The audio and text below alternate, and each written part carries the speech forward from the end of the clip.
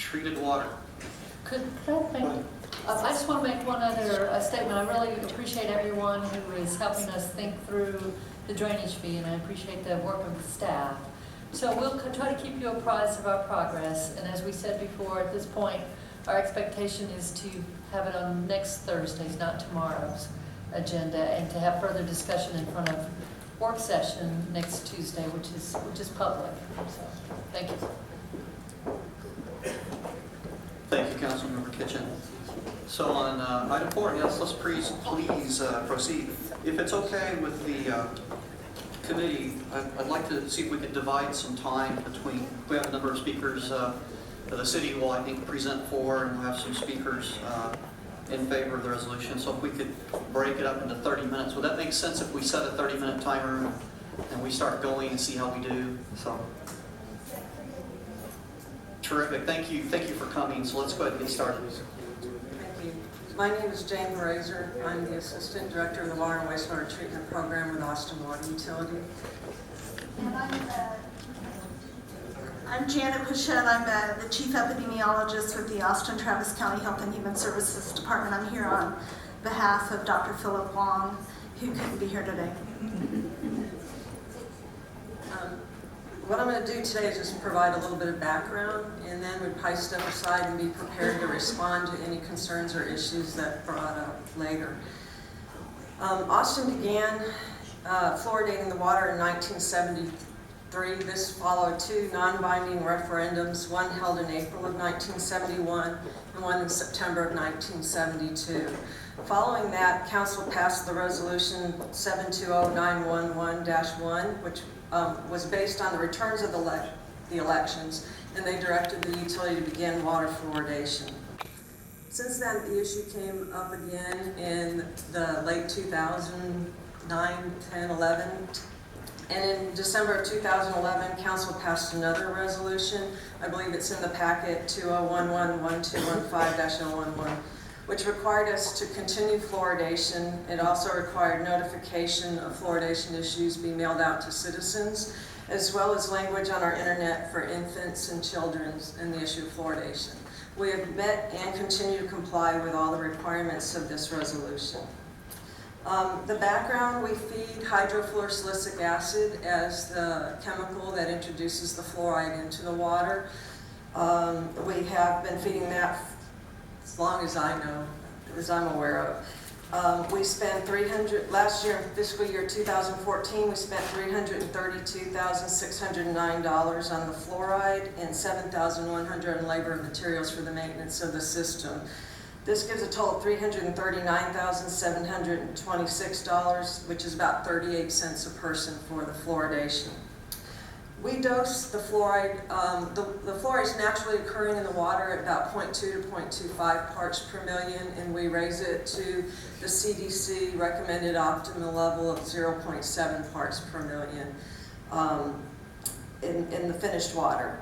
Prior to 2011, CDC had a recommended range of 0.7 to 1.2 parts per million. It was based on the assumption that the mean temperature of where you lived would dictate how much water you drank, so the more water you drank, the lower the fluoride needed to be. We are in a warmer climate. We were at the 0.7 prior to the change that CDC made to the 0.7 in 2011. That recommendation was finalized this year, last month, I believe. I need to make one clarification. CDC does not regulate the drinking water industry, the EPA does. CDC makes this recommended, what they believe is the optimum level for fluoridation. We are regulated by the EPA. So for fluoride levels by the EPA, the maximum contaminant level is 4.0 parts per million, which means we can never let the fluoride go above that level. They also have a secondary level of 2.0 parts per million. The difference is they believe the maximum contaminant level and the maximum contaminant level goal, which in both these cases is the 4, is designed to prevent diseases and health effects from the constituent, from the fluoride in this case. The 2.0 is to minimize the dental fluorosis, which could cause aesthetic problems for people. Again, we are way below both of those. In 2006, the NRC, the National Research Council, studied fluoridation. EPA asked them to look at both the maximum contaminant level and the secondary contaminant level. They're very clear in that study that they were only evaluating it at 4 parts per million and the 2 parts per million. They did not look at the optimal fluoridation level recommended by CDC. Recommendations that came out of that was that the EPA take a look again at the prevalence of fluoride in our environment now that we take in that we hadn't prior to that, and that there were some other studies that needed more research. To date, EPA has not changed the maximum contaminant level or the secondary recommended level for fluoride. So we are right now in full compliance, and do you have any questions on that? Sorry, before you go on, so you were talking about the difference between different climates, right? The warmer climates, people are going to drink more water. But, Yes. so does Austin vary the level during wintertime and summer months? No, we do not. That kind of would seem like we would drink a lot less in the winter than we would in the summer. So I wonder why it wouldn't be changed.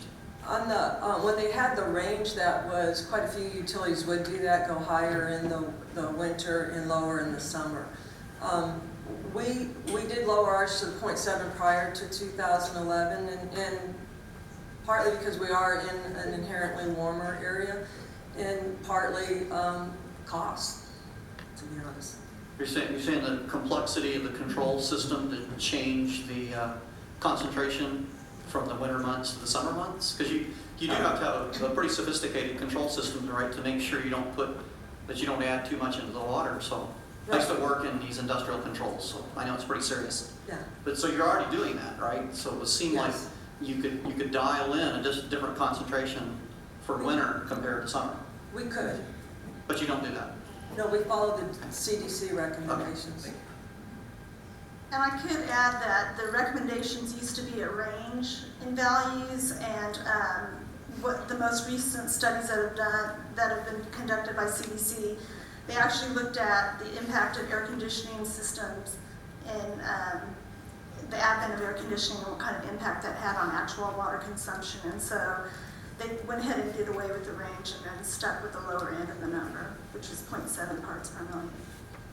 And I don't specifically have a presentation, but I'm here to answer any specific questions you may have related to any of the information. So you're the health department's epidemiologist, right? Yes, ma'am. Maybe you could just speak to us for a minute about to some extent, the historical reason for fluoride in the water, and then speak to us from a health perspective, the Sure. pros and cons from your perspective. So, fluoridation's been going on for roughly, I'm going to say 70 years in the public health, as far as public health practice goes.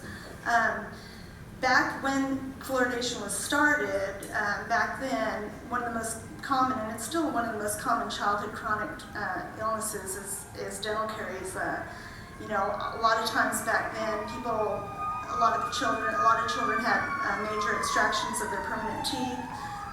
By the time they graduated from high school, they, basically were in need of dentures and things like that. So one of the reasons for adding that optimization to the water was to kind of prevent, on a community-wide scale, protection to the population for dental caries. And so what is the current thinking from a public health standpoint? And the current thinking from a public health standpoint is that a lot of the data that's been researched, our position is in support of what CDC recommends as far as 0.7 parts per million in the drinking water as an optimal level to prevent dental caries while also preventing any kind of fluorosis in the population.